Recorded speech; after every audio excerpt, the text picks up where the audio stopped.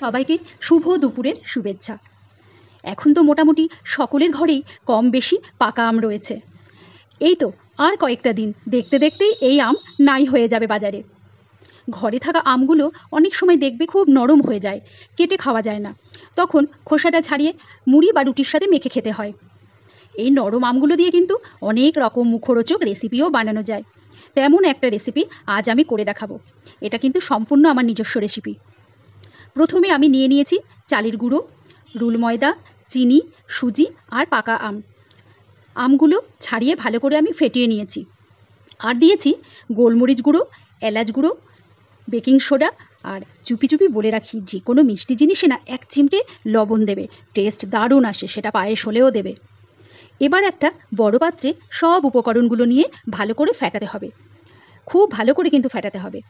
এবার এর মধ্যে দিয়ে দেব প্রয়োজন মতো দুধ ও মৌরি, সব একসাথে খুব ভালো করে ফেটিয়ে নেব। 1 থেকে 2 ঘন্টা ঢাকা দিয়ে রেখে দেব ফ্রিজে।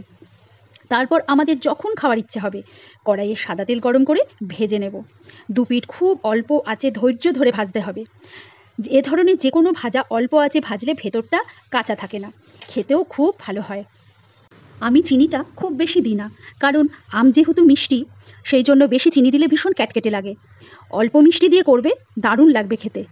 তোমাদের তো নামটাই বলা হলো না, সুইট ম্যাঙ্গো ফ্রাই। নামটা কেমন হয়েছে গো? এটা কিন্তু আমারই দেয়া। রেসিপিটা তোমাদের ভালো লেগে থাকলে অবশ্যই একটা লাইক, কমেন্ট ও শেয়ার করে দিও। আমার ভিডিওটি সম্পূর্ণ দেখার জন্য তোমাদেরকে অনেক ধন্যবাদ। তোমরা খুব ভালো থেকো, সুস্থ থেকো, সাবধানে থেকো।